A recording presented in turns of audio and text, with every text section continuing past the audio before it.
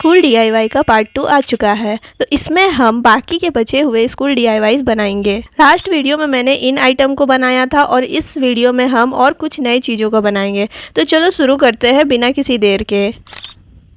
तो हमने लास्ट जहाँ पे ख़त्म किया था वहीं से शुरू करते हैं। आपको ये पर्स याद ही होगा, मैंने इस पर्स के बारे में लास्ट वीडियो में बताया था कि मैंने इसे कितना यूज़ किया और यूज़ कर करके ये कैसे फट चुट गया था।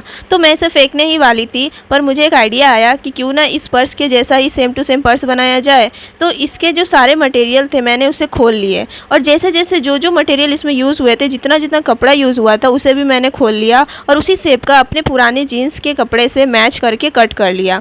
मतलब आपके पास जो पुराना कपड़ा है ना, तो उसका यूज़ आप कर सकते हैं। तो मेरे पास मेरे जीन्स का पुराना कपड़ा था तो मैंने उसका यूज़ कर दिया। जैसे इस रोप को मैं सबसे पहले सिलाई कर दूंगी आपस में, ये उसी तरह से अटैच था जैसे मैं अभी कर रही हूँ। मतलब मैं जब उस पर्स को खोल रही थी ना, तो मैंने सारा चीज़ देख लिया था कि कहाँ पे कौन सा चीज़ पहले सिया हुआ है और फिर कौन सा लास्ट में सिया हुआ है।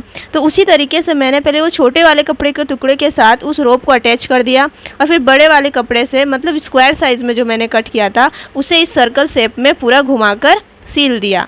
और उसके बाद जो हमारा बड़ा वाला कट पीस था उसे अब हम इसमें अटैच करेंगे। पर उससे पहले हम इसमें चैन अटैच कर देंगे। तो चैन अटैच करने के लिए मैंने यहाँ पर एक चैन खरीद लिया था, क्योंकि इस पर्स का चैन तो मैंने दूसरे पर्स में यूज़ कर लिया था।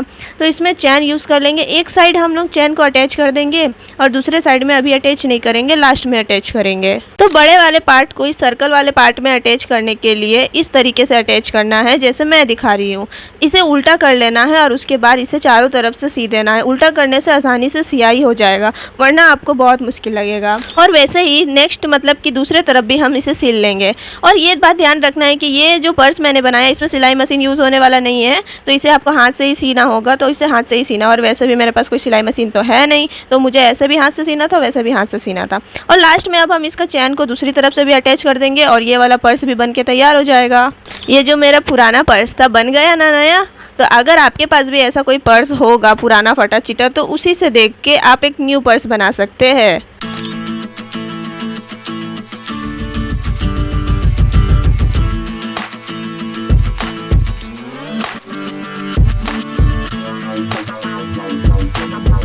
चलो अब हम लोग नेक्स्ट डीआईवाई पे चलते हैं। तो नेक्स्ट अब हम लोग कटर बनाएंगे। वो वाला कटर बनाएंगे जिसमें कचरा अंदर ही रह जाता है। तो उसके लिए मैं यहाँ पर प्लास्टिक डिब्बे का भी यूज़ कर सकती थी, पर अगर किसी के पास प्लास्टिक डिब्बा ना हो तो वो क्या करे, तो इसलिए मैं ये कार्डबोर्ड से बना रही हूँ। तो उसके लिए मैंने यहाँ पर कार्डबोर्ड रोल ले लिया है और उसे अपने साइज़ के अकॉर्डिंग कट कर लिया है। आपको जितना बड़ा चाहिए उस अकॉर्डिंग कट कर लीजिएगा और उसे जैसे मैंने कट किया है उस हिसाब से कट कर लीजिएगा। कट करने के बाद हमें दोनों साइड का ढक्कन बनाना था। तो ढक्कन बनाने के लिए एक साइड में कार्डबोर्ड रोल को चिपका दूंगी, मतलब 3 साइज़ के कार्डबोर्ड रोल कट करूंगी और उसे आपस में जॉइंट कर देंगे। और उसके बाद वो थिक हो जाएगा तो उसे हम एक साइड में चिपका देंगे और दूसरे साइड के तरफ हम लोग प्लास्टिक सीट लगा देंगे। और बीच में जो मैंने कट किया था वहाँ पर भी हम लोग प्लास्टिक सीट लगा देंगे। और इतना करने के बाद इसे हम एक पेपर से कवर कर लेंगे और उसके ऊपर हम लोग सेलो टेप यूज़ करेंगे, क्योंकि ताकि ये गंदा हो तो इसे साफ़ कर सके हम लोग। कागज़ तो गंदा होने के बाद वो फेंका जाएगा, तो इसलिए हम लोग सेलो टेप यूज़ करेंगे। तो मैंने जो गत्ता बनाया था कार्डबोर्ड का, उसका हैंडल बनाने के लिए और थोड़ा से कार्डबोर्ड ले लेंगे पतला सा और उसे अच्छे से मतलब मोड़ लेंगे जैसे मैंने किया है। तो उसे अच्छे से स्लिम कर लेंगे, अच्छे से दबा देंगे ताकि ये हमारे ढक्कन की तरह यूज़ हो सके। तो जैसे मैंने यहाँ पर इसे लगाया है वैसे ही आप भी लगाएंगे। तो यहाँ पर मैंने ग्लू गन का यूज़ किया है, आप लोग फेविकॉल से भी लगा सकते हैं। आराम से कार्डबोर्ड चिपक जाएगा फेविकॉल से और बहुत अच्छा चिपकेगा। और मजबूती का ध्यान रखते हुए मैं इसके अंदर में भी फेविकॉल लगा दे रही हूँ अच्छे से। इतना करने के बाद इसे हम लोग सुखा लेंगे और उसके बाद इसे भी पेपर से कवर कर लेंगे। तो यहाँ पर मैंने ब्लू और पिंक का कॉम्बिनेशन रखा है, आप लोगों को जो कलर पसंद आता है आप वो कर सकते हैं। और इसमें भी हम लोग सेलो टेप लगा देंगे और फिर इसमें एक बीच में होल कर देंगे ताकि यहाँ पर हम लोग कटर फिट कर सके। क्योंकि मैंने ये कार्डबोर्ड से यूज़ किया है तो ये ग्लू गन से आसानी से चिपक जाएगा कटर और खुलेगा भी नहीं, बहुत मजबूती से चिपक जाएगा। तो आप ग्लू गन का ही यूज़ कर सकते हैं या फिर फेविक्विक का भी यूज़ कर सकते हैं। तो कटर चिपकाने के लिए आपको ये ध्यान रखना है कि हम लोग जो होल किया था उसमें हम लोग पेंसिल अटैच कर देंगे और उसके बाद ही कटर को चिपकाएंगे, ताकि जो हमारा होल और कटर का होल है वो सेम जगह पर अटैच हो।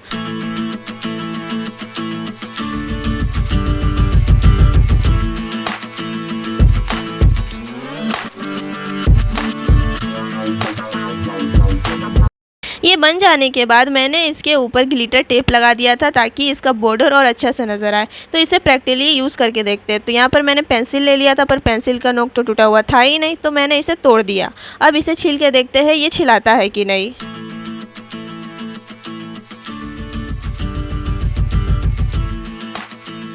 और हमारा कटर जो बना है वो अच्छे से काम कर रहा है, ना वो टूटा है ना ही और कुछ हुआ है, और हमारा पेंसिल अच्छे से शार्प भी हुआ है। तो यहाँ पर हम लोग देख सकते हैं हमारा कचड़ा भी अंदर ही रह गया है। तो कितना प्यारा सा कटर होल्डर बन के तैयार हो गया है। अब नेक्स्ट DIY और की तरफ चलते हैं। हम लोग स्कूल DIY बना रहे हैं, तो स्कूल DIY में स्टिकर ना हो ये तो हो ही नहीं सकता है। तो सबसे पहले स्टिकर बनाएंगे हम लोग। तो स्टिकर बनाने के लिए मैंने यहाँ पर एक कागज़ में ड्राइंग बना लिया था, और ड्राइंग बनाने के बाद उसके ऊपर मार्कर चला लिया और अच्छे से उसके ऊपर कलर कर लिया था। और उसके ऊपर अच्छे से हम लोग सेलो टेप का एक कोटिंग लगा देंगे। सेलो टेप को अच्छे से लगाएंगे हम लोग चारों तरफ से, और इसे कट कर लेंगे। कट करने के बाद ये कितना प्यारा सा लग रहा है ना। इसे आप ऐसे भी यूज़ कर सकते हैं डबल साइडेड टेप की हेल्प से, पर हम लोग इसे रियल स्टिकर जैसा बनाएंगे। तो उसके लिए यहाँ पर मैंने वॉल पेपर का कवर ले लिया है जो उसके पीछे में होता है, और अपने सारे स्टिकर को, सारे ड्राइंग्स स्टिकर को इसके ऊपर अच्छे से सजा देंगे। अच्छे से सजा देने के बाद इसके ऊपर फिर से हम लोग सेलो टेप लगा देंगे अच्छे से। सेलो टेप लगाने के बाद हम लोग इसके ऊपर कैंची से इसे अच्छे से रफ कर देंगे, मतलब कि उसे अच्छे से बैठा देंगे ताकि हमारा सेलो टेप अच्छे से स्टिकर के साथ चिपक जाए। इतना करने के बाद हम लोग इसे कट कर देंगे। थोड़े वाइट भागों को छोड़ते हुए इसे कट कर देंगे, पूरा कॉर्नर से कट नहीं करेंगे। जैसे मैंने कट किया है वैसा ही कट करेंगे। कट करने के बाद हमें इसे रखने के लिए तो कुछ चाहिए होगा, तो इसे रखने के लिए मैंने यहाँ पर पेपर से एक छोटा सा लिफाफा बना लिया है, मतलब छोटा सा पर्स बना लिया है। तो उसके लिए मैंने ब्लू कलर का चार्ट पेपर यूज़ किया है, और उसके ऊपर मैंने सेलो टेप से कवर कर दिया था। और उसके बाद इसे अच्छे से कवर कर देंगे, कटिंग कर देंगे, और उसके ऊपर वॉसी टेप लगा देंगे ताकि ये अच्छा दिखे। और इसे चिपकाने के लिए यहाँ पर मैंने डबल साइडेड टेप का यूज़ किया था, पर ये इतना मजबूत टेप था मुझे नहीं पता था, ये इसने मेरे कार्डबोर्ड को ही, मतलब कागज़ को ही फाड़ दिया था। तो इसलिए हम इसका यूज़ नहीं करेंगे। लास्ट में मैं वॉसी टेप को यूज़ करूँगी इसे खोलने के लिए और बंद करने के लिए, और उसके ऊपर एक स्टिकर चिपका दूँगी। और इतना स्टिकर चिपकाने के बाद हमारे सारे स्टिकरों को रखने के लिए हमारा प्यारा सा क्यूट सा पाउच बनके तैयार हो गया है।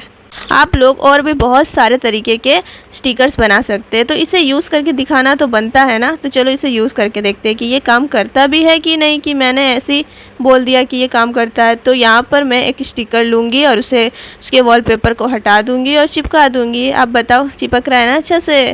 तो ये वाला जो स्टिकर था ना रेनबो वाला, तो इस पर मैंने मतलब ये छूट गया था, तो उसके ऊपर मैंने डबल साइडेड टेप से चिपका दिया।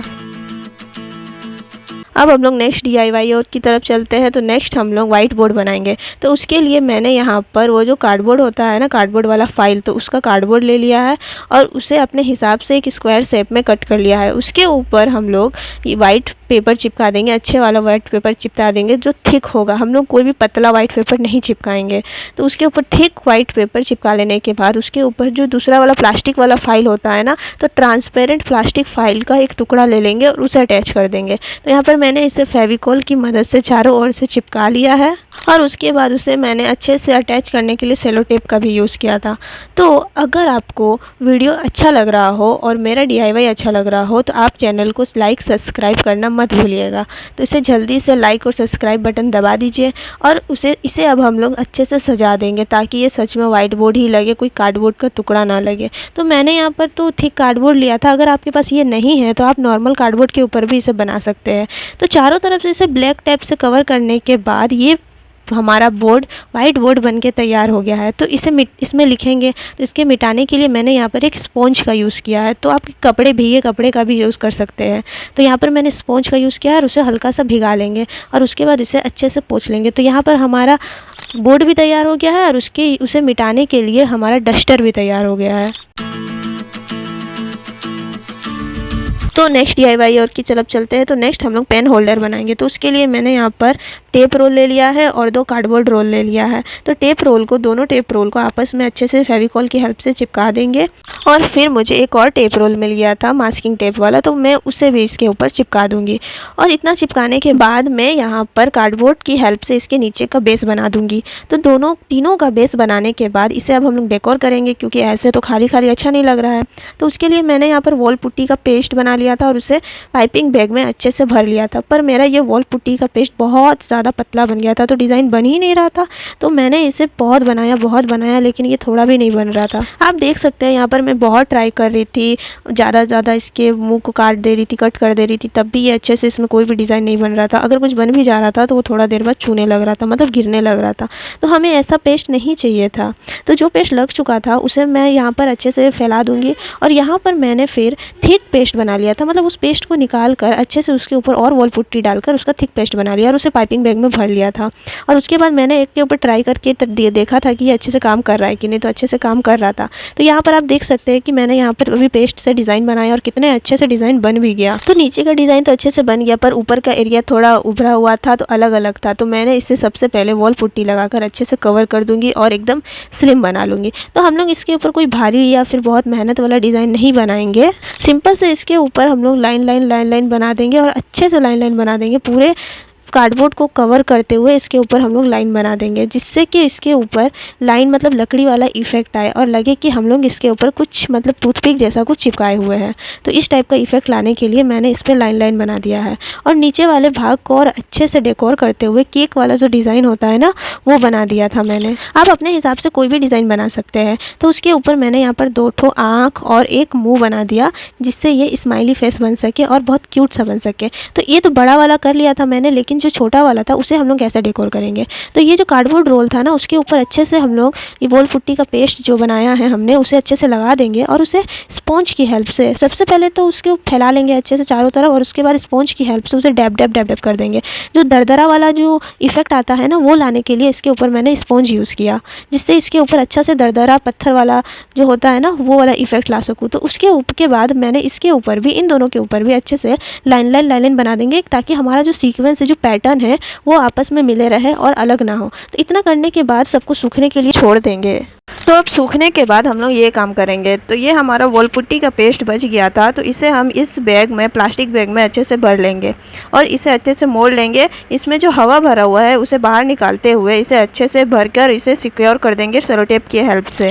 और फिर इसमें अच्छे से इसे चारों ओर फैला लेंगे, ताकि ये प्लास्टिक के कोने कोने पर पहुँच जाए और सारी जगह पर रहे। और इसके बाद इसके ऊपर कोई भी कप या फिर भारी ग्लास रख देंगे, पानी भर के या फिर कुछ भी रख के। तो भारी चीज़ मैंने यहाँ पर ग्लास रख दिया है और उसके बाद इसे सूखने के लिए छोड़ देंगे। सूखने के बाद ये हमारा बनके तैयार हो गया है टी होल्डर। तो इसके प्लास्टिक को हम अच्छे से निकाल देंगे और निकाल देने के बाद में ये अच्छे से इसे शेप में ला देंगे। मतलब ये ज़्यादा सूखा हुआ नहीं है, अभी कम ही सूखा हुआ है, तो इसे पूरा सूखने देना भी नहीं है। तो सूखने देने से पहले इसे अच्छे से फिनिशिंग कर देंगे। तो फिनिशिंग करने के बाद हमारा ये बनके तैयार हो जाता है। तो मैंने इसे धूप में सूखने के लिए छोड़ दिया था, पर जब मैं इसे धूप से लेकर आ रही थी तो ये गिर के टूट गया था और मेरा एक DIY बेकार हो गया।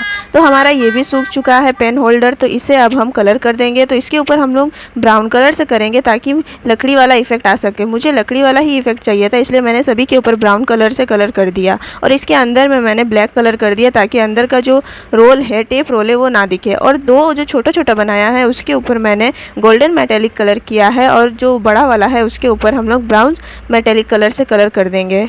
और वार्निश लगाने के बाद इस पर थोड़ा सा मिरर का डेकोरेशन कर देंगे अच्छे से। तो जिसके बाद हमारा ये पेन होल्डर भी बनके तैयार हो जाएगा।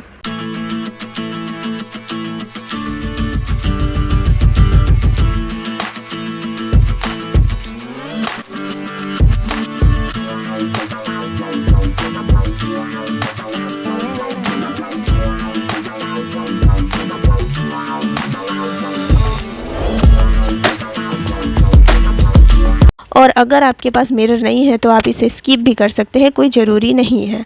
तो इतना बनाने के बाद हमारा पेन होल्डर भी बनके तैयार हो गया है और ये 2 in 1 है। तो इस पर हम लोग प्लांट भी अटैच कर सकते हैं और अपना पेन होल्डर भी बना सकते हैं या फिर पेंसिल होल्डर भी बना सकते हैं। और ये तीनों ही सीक्वेंस में बहुत प्यारे लग रहे हैं। आप इसे अलग अलग रख के भी यूज़ कर सकते हैं।